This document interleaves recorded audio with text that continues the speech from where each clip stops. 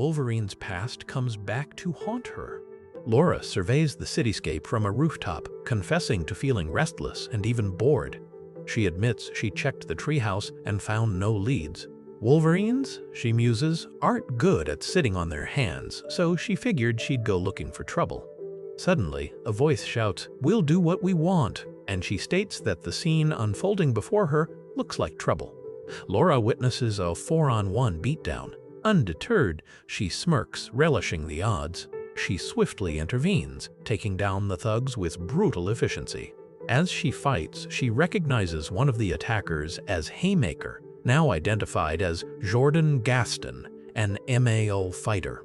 Her memories flood back. Jordan, an enemy-turned-friend from her time as X-23, someone she hasn't seen since they broke out of Kimura's facility.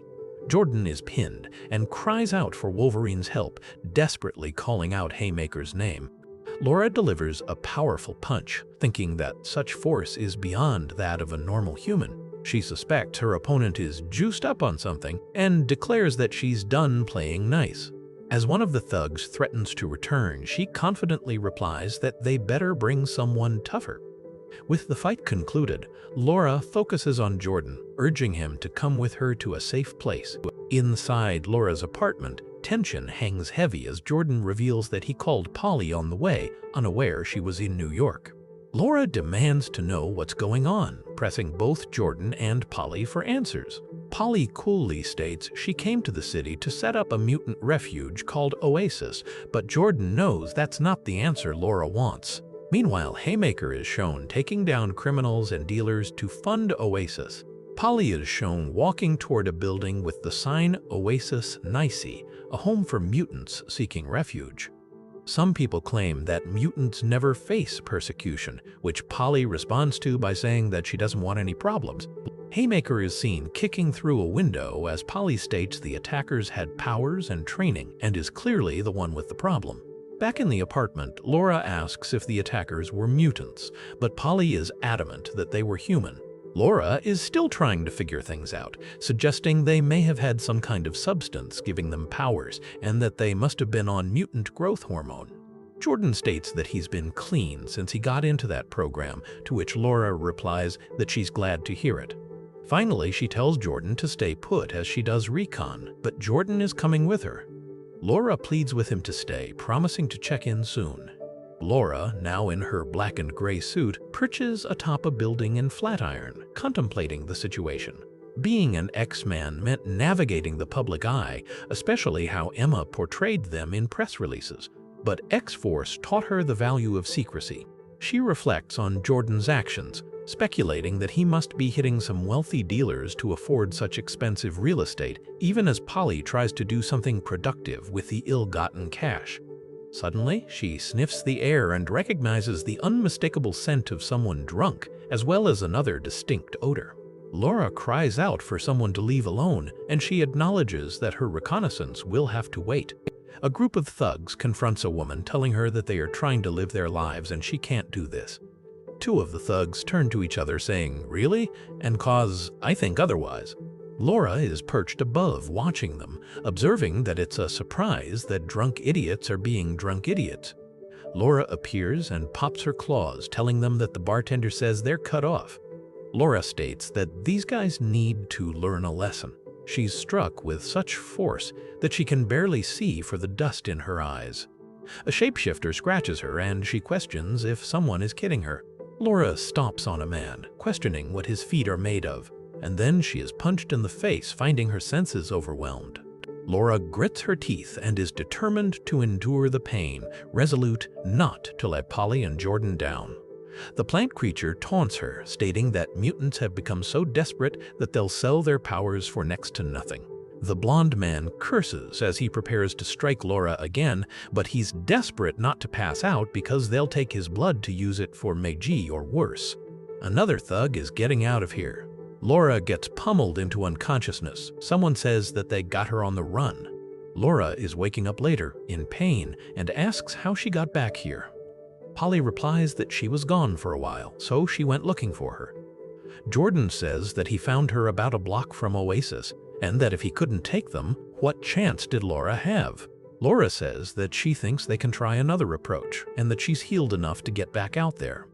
Jordan wants to go with her, but Laura tells him to stay put with Polly as she doesn't want him getting hurt more. Jordan replies that she forgets all the beatings he took in the ring and that he's healed up enough. She says that she's not alone in this. Haymaker corners a man, telling him to spill his guts or he will. He wants to find their dealer, threatening to spill his guts. The man says that he'll talk, adding that when you found a reliable and safe dealer, you stick with them. Laura tells Jordan that Polly is doing something real special with Oasis, and she won't let anything mess it up for her. Laura looks determined as she pops her claws and says that they're going to give these guys a night to remember. Jordan stated that the people making MG are usually addicts themselves. Laura feels sorry for them, but their logic is faulty. Pulling someone down into your own personal hell isn't right. Her healing factor won't let her form an addiction to drugs or anything, but she can understand the need to do something, the need to feel something. Laura observes that after this beatdown, these guys won't be making MG anymore. Several people who are looking for MG are walking down a street when suddenly Haymaker crashes through a window and asks if they remember him. Laura appears behind him, introducing him as a friend, but pointing out that they've already met. With a feral scream, Laura flies into action, declaring that this is right. Jordan has kept up with his training and is seen battling the thugs. They're holding their own. Laura is also shown kicking one of the thugs. It's wondered if the people hate mutants because of jealousy. She explains that she knows more than a few mutants who would trade all of their powers to be human.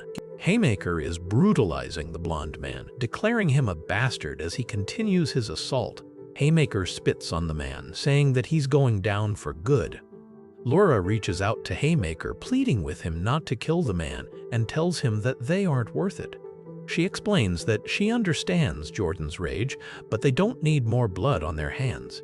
Laura vows to take guys like this out one at a time if she has to, just as the police arrive and order them to back away from the suspect. Laura reminds herself that if there's one thing a Wolverine has, it's time, and thanks Jordan for reminding her. She also thinks it's nice knowing that she has allies. After Jordan drops the prisoners off, Laura speaks on the phone and thanks Luke Cage. Luke Cage says to keep her nose clean and that it does pay to have someone on the inside in the mayor's office. It is later that week, and Oasis Flatiron is open. Polly comments about the nice turnout and says that she's glad to see Emery and Ivan made it. Polly is glad that she is going to see someone not murder her. Someone thanks Laura and says that they couldn't have done this without her. Laura says that Jordan's right and they're a lifesaver. She also tells them to keep their heads on swivels. Laura states that she will look out for herself and Polly. Polly is glad that Jordan is looking out for her. Polly states that she set out to help mutants, and now she's giving them a place to be themselves. Polly also comments that it's not Krakoa, but it's a start. As Laura walks the streets of Turtle Bay, she muses that seeing Polly and Jordan happy together hits her hard. She asks herself if that was the life she really wanted. She then wonders about something. She sees Gabby and Jonathan the Wolverine sitting on the steps of a house. Gabby calls out for Laura, and she exclaims, "Gabby, what's happened to you?" But Laura embraces Gabby, who is being comforted by Jonathan the Wolverine. Gabby says that she needs Laura's help. The story is to be continued.